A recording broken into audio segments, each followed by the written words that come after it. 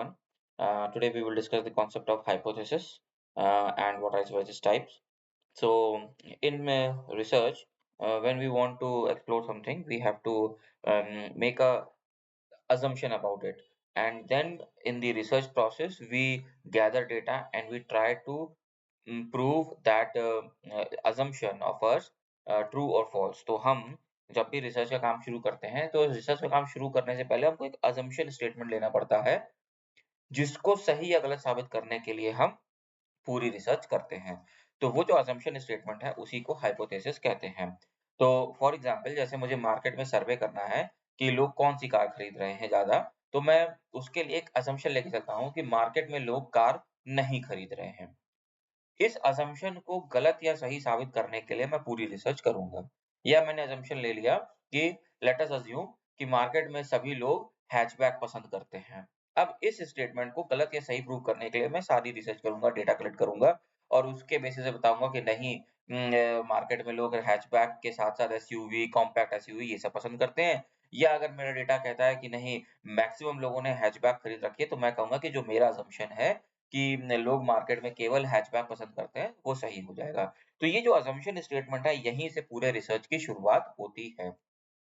तो रिसर्च के लिए रिसर्च क्वेश्चन चाहिए और उस रिसर्च के क्वेश्चन के बेसिस पे हम एक हाइपोथेसिस बनाते हैं, एक असम्पशन स्टेटमेंट बनाते हैं, जिसके ही थ्रू पूरी रिसर्च शुरुआत होती है।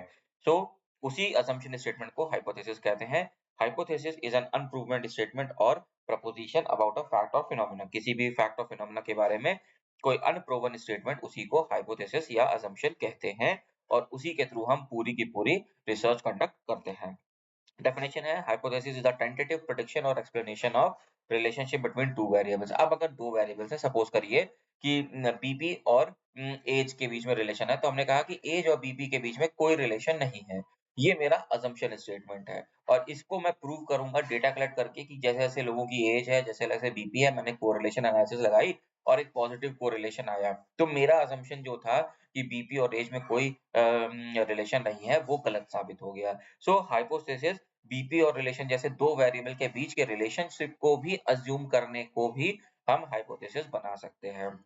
तो हाइपोथेसिस एक वो अजम्पशन स्टेटमेंट है जो किसी भी प्रेडिक्शन, किसी भी फिनोमेना को प्रेडिक्ट करने के लिए हम अनप्रूवन स्टेटमेंट बनाते हैं। वो दो वेरिएबल के रिलेशनशिप का हो सकता है, वो किसी फिनोमेना का हो सकता है, डिपेंडेंट इंडिपेंडेंट वेरिएबल का हो सकता है, it can be anything.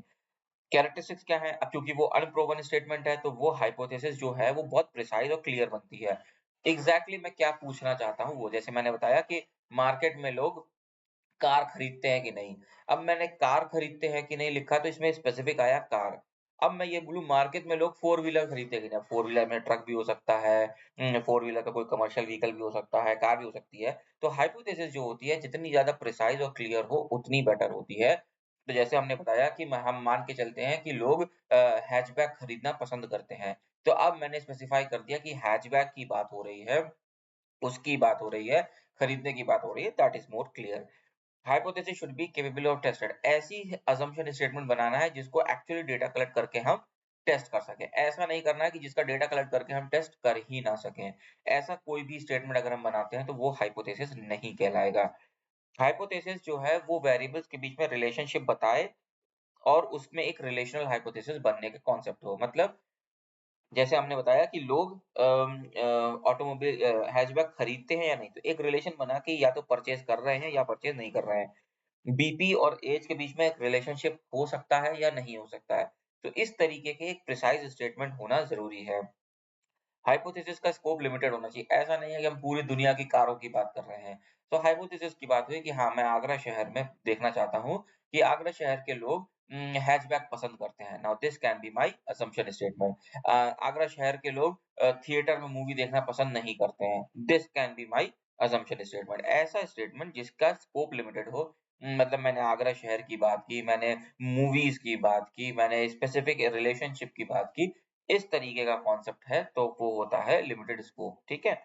Hypothesis should be stated as far as possible in most simple term. मतलब सबसे सिंपल तरीके से असम्पशन स्टेटमेंट लिखना होता है। जैसे लॉ की लैंग्वेज होती है ना, कॉमा के बिना खूब लंबे लंबे स्टेटमेंट्स लिखते हैं, वैसा कोई हाइपोथेसिस नहीं बनता। हाइपोथेसिस बहुत simple, clear, single line sentence बनाने की कोशिश हो जाती है कि there is a relationship between age and blood pressure, या लिख लेंगे there is no relationship between age and blood pressure, या लिख लेंगे कि the people of Agra are not interested in watching movie, या people of Agra in interested in buying hatchback SUV. तो इस तरीके के जो सिंपल स्टेटमेंट है जो दूसरे लोग आराम से समझ सकें, उन्हें हम हाइपोथेसिस बोलते हैं। हाइपोथेसिस जो होनी है फैक्ट के साथ कंसिस्टेंट होनी चाहिए। ऐसा होना चाहिए कि हम जिसके बारे में डेटा कलेक्ट करके उसको एस्टैब्लिश कर सकें।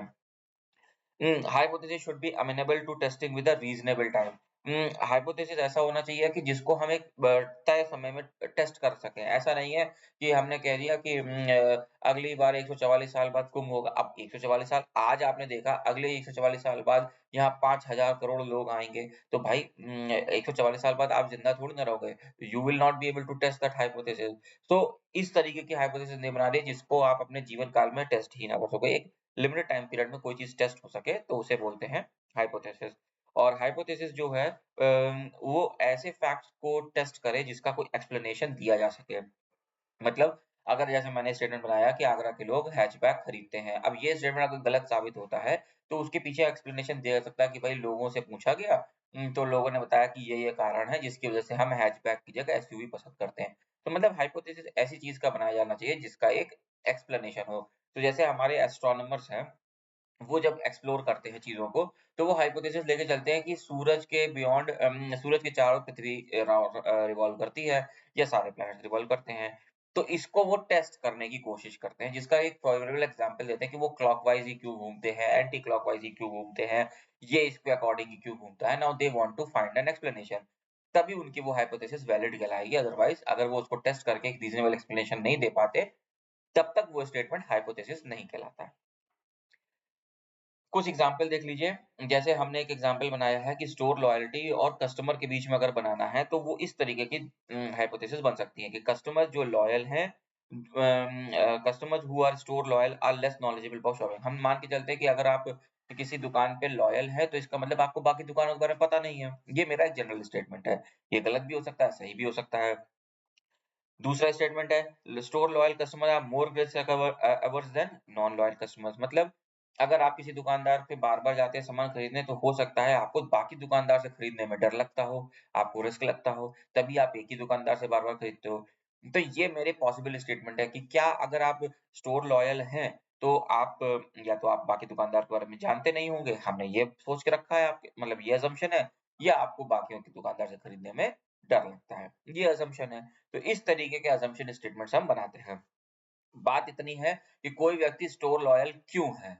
तो स्टोर लॉयल क्यों है कि इन्होंने 2 कारण निकाले कि या तो उसे दूसरे दुकानदारों के बारे में पता नहीं है, या वो दूसरे दुकानों से खरीदने में उसको डर लगता है। ये 2 कारण इन्होंने अज़्यूम किए हैं।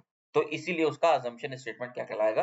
हाइपोथेसिस कहलाएगा। अब हम ऐसे करके 1000 लोगों से पूछें कि आप इस दुकानदार के लॉयल क्यों हैं? तो आपको एक काफ़ी सारे लोग मिलेंगे जो कहेंगे भाई इसका सामान बहुत अच्छा है, इसका व्यवहार बहुत अच्छा है, ये मेरे घर के करीब पड़ते हैं, इनसे सामान हमेशा टाइम पे आता है। ये भी कारण हो सकते हैं, और कुछ बोलेंगे हाँ, मुझे और दूसरी दुकानें नहीं पता, कुछ वो भी बोलेंगे। अब जिसका परसेंटेज ज़्यादा आएगा आंसर का, हम उस हिसाब से इस स्टेटमेंट को ट्रू या फॉल्स बोल देंगे। सिमिलरली दूसरों के साथ है, भाई आप अमेज़न से क्यों खरीदते हैं? बार-बार अमेज़न से क्यों खरीदते हैं? भाई वो कहते हैं अमेज़न से सामान मँगाओ, सही आता है, टाइमली आता है, इन्फॉर्मेशन मिलती है। कुछ होंगे कहेंगे नहीं मिलती है। तो इस स्टेटमेंट के बेसिस पे आप एक चीज़ को टेस्ट कर सकते हैं। तो ये जो असम्पशन स्टेटमेंट्स हैं, ये हाइपोथेसिस कहलाते हैं।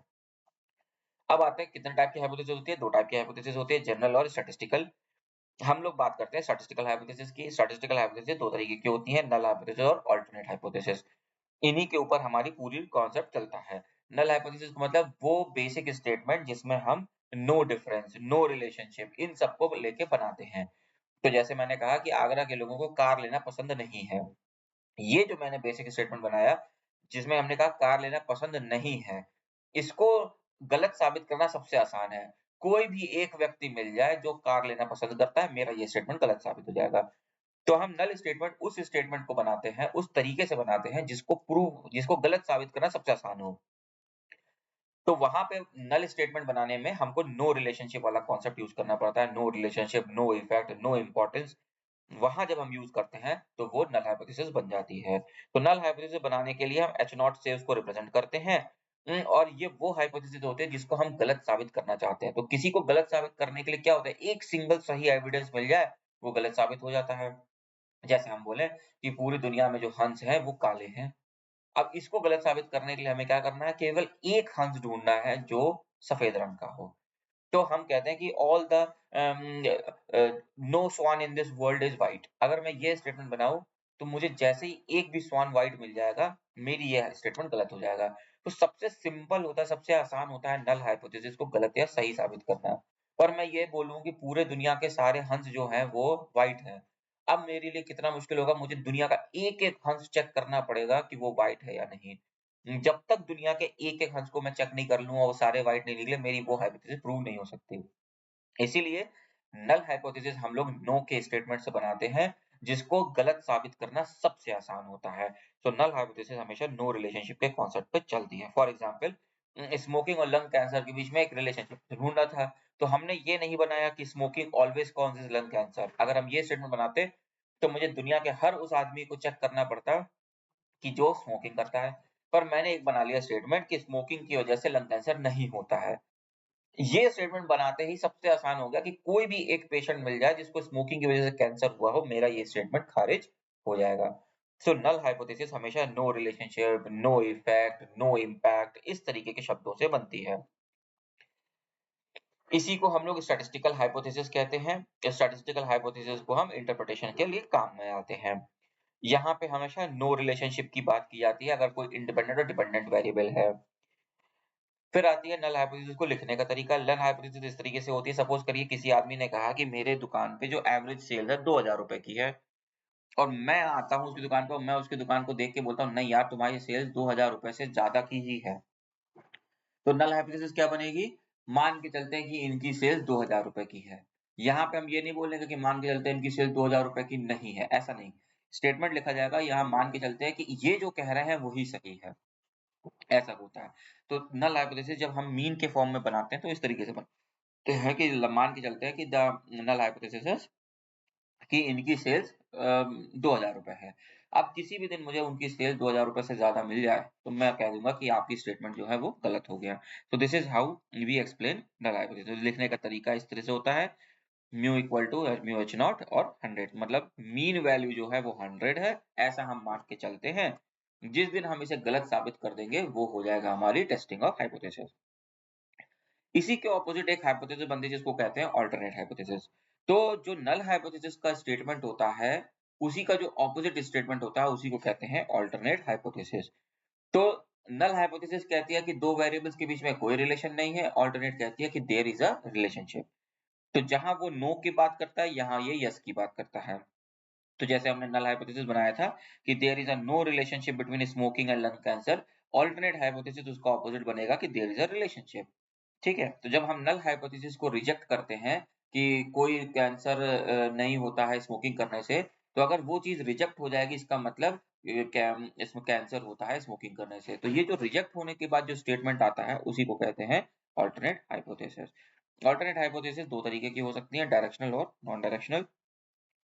तो जब हम डायरेक्शनल हाइपोथेसिस की बात करते हैं तो वो दो तरीके से काम करता है कि जब आपने इस तरीके की हाइपोथेसिस बनाई है जिसके अंदर आपने कहा है mu is not equal to mu H not, ये तब कहलाती है आपकी नॉन डायरेक्शनल, मतलब वैल्यू 100 से ज्यादा भी हो सकती है, वैल्यू 100 से कम भी हो सकती है।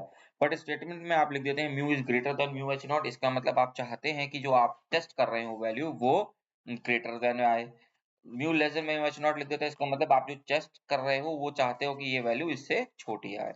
तो ये जो दो स्टेटमेंट्स हैं जिसमें ग्रेटर देन और लेस देन के साइन लग जाते हैं वो बन जाती है डायरेक्शनल हाइपोथेसिस, और जिसमें ये इक्वल टू और नॉट इक्वल टू के साइन लग जाते हैं वो बन जाती है नॉन डायरेक्शनल हाइपोथेसिस। इस एग्जांपल में बताया गया है कि अगर इस तरीके की बेसिक एक हाइपोथेसिस बनी हो जिसमें कहा गया है कि तुम जो कह रहे हो मीन वैल्यू 100 मान लेते हैं वही सही है, तो इसकी तीन तरीके से ऑल्टरनेट हाइपोथेसिस बन सकती हैं। इस नल हाइपोथेसिस की म्यू एच नॉट लिखा है, तीन तरीके से बन सकती है। पहली बन सकती है कि हम मान के चलते हैं कि 100 नहीं है, ठीक, मुझे नहीं मालूम कि तुम्हारी सेल्स 100 से ज्यादा हो रही है या 100 से कम हो रही है, मैं मान के चलता हूँ कि तुम्हारी सेल्स 100 नहीं हो रही है। ये हो गई उसकी ऑल्टरनेट हाइपोथेसिस। अगर हम ये मान के चल रहे हैं कि 100 हो रही है तो उसकी ऑल्टरनेट बनेगी कि 100 नहीं हो रही है।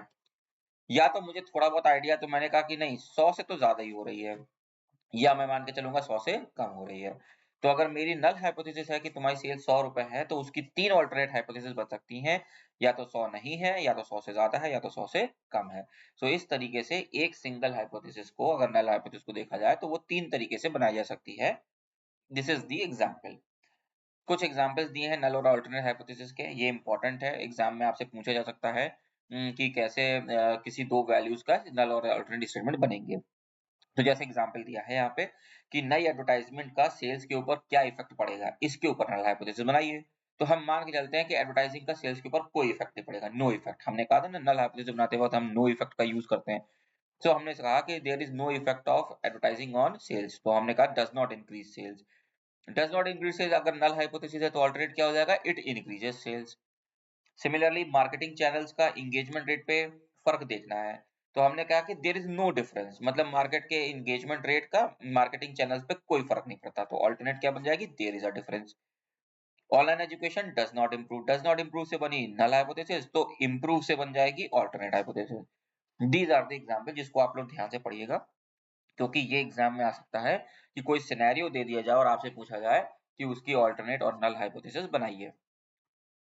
मूविंग ऑन, ये कुछ एग्जांपल्स दिए हैं कि अगर रिसर्च क्वेश्चन ऐसा हो तो उसके ऊपर हाइपोथेसिस क्या बनती है। फॉर एग्जांपल रिसर्च क्वेश्चन है कि कौन सी एयरलाइन में डिले होता है, तो हमने एक नल हाइपोथेसिस बनाया कि लो कॉस्ट एयरलाइंस में डिले होने के चांसेस ज्यादा हैं, तो उसकी नल हाइपोथेसिस क्या बनेगी, लो कॉस्ट एयरलाइंस में डिले होने के चांसेस नहीं है, कोई भी एयरलाइन हो उसमें हो सकता है। बहुत एग्जांपल, दूसरा एग्जांपल है सोशल मीडिया का 16 के ऊपर से क्या अर्थ पड़ता है, तो हमने नल हाइपोथेसिस बनाई कि वहां पे कोई रिलेशनशिप नहीं है सोशल मीडिया का अंडर 16 के यूसेज पे, तो उसकी ऑल्टरनेट क्या बनेगी, there is a negative correlation या there is a positive correlation या there is a significant correlation between time spent on social media and attention span of 16 years age. तो no usage, no relationship, no impact, no effect, ये सब बनता है null hypothesis में, और उसी के ऊपर में से आप ये नो वर्ड हटा दीजिए तो बन जाती है ऑल्टरनेट हाइपोथेसिस। ठीक है, ये नल हाइपोथेसिस है और ये अल्टरनेट हाइपोथेसिस है। Then comes procedure for hypothesis testing, ये हम लोग नेक्स्ट में बहुत डिटेल में पढ़ेंगे कि जब भी हम हाइपोथेसिस टेस्टिंग करते हैं सबसे पहले हमको एक रिसर्च क्वेश्चन मिलता है, इस तरीके का एक रिसर्च क्वेश्चन होता है, उसके बेसिस पे हम एक फॉर्मल स्टेटमेंट बनाते हैं, वो फॉर्मल स्टेटमेंट ही हमारी नल हाइपोथेसिस होती है या अल्टरनेट हाइपोथेसिस होती है। उसके बाद हम एक सिग्निफिकेंस लेवल चेक करते हैं कि हम चाहते हैं ये देखना कि हम 95% कॉन्फिडेंस के साथ इस स्टेटमेंट को गलत या सही साबित कर सकें, या हम 90% कॉन्फिडेंस के साथ इस स्टेटमेंट को गलत या सही साबित कर सकें, या हम 99% कॉन्फिडेंस के साथ इस स्टेटमेंट को गलत या सही साबित कर सकें। तो ये जो 95%, 90%, 99% हमने कहा ना कॉन्फिडेंस के साथ, दैट इज कॉल्ड एज 5% का रिस्क एरर है, 1% का रिस्क एरर है, 10% का रिस्क एरर है। अगर आप 90% कॉन्फिडेंस से बोल रहे हो इसका मतलब 10% आपको रिस्क है कि हम गलत आंसर दे सकते हैं। 95% कॉन्फिडेंस से बोल रहे हो इसका मतलब 5% रिस्क है कि आप गलत आंसर दे सकते हैं। तो ये जो 5%, 10%, 1% निकल रहा है, इसी को कहते हैं लेवल ऑफ सिग्निफिकेंस। इसके बारे में नेक्स्ट वीडियो में डिटेल में बात करेंगे। एक बार ये दोनों काम हो जाते हैं फिर हम यूज करते हैं कि इसको टेस्ट कैसे करना है। हमारे पास मल्टीपल मेथड्स हैं, Z test, T test, F test, chi square test, इस तरीके से बहुत सारे टेस्ट हैं जिनको हम यूज करते हैं। फिर हम क्या करते हैं, सैंपल कलेक्ट करते हैं, डेटा कलेक्ट करते हैं, डेटा को उस टेस्ट के फॉर्मूले में रखते हैं, एक प्रोबेबिलिटी वैल्यू निकालते हैं और उसके बेसिस पर डिसाइड करते हैं कि ये जो स्टेटमेंट हमने बनाया था ये ट्रू है या फॉल्स है, नल हाइपोथेसिस इसकी हमको एक्सेप्ट करनी है या रिजेक्ट करनी है। यहाँ के बेसिस पे ये पूरा प्रोसेस होता है हाइपोथेसिस के बनाने से लेके उसके टेस्टिंग के बाद फाइनल रिजल्ट तक। इसको भी नेक्स्ट वीडियो में डिटेल में पढ़ेंगे। So with this the process, the concept of hypothesis is complete.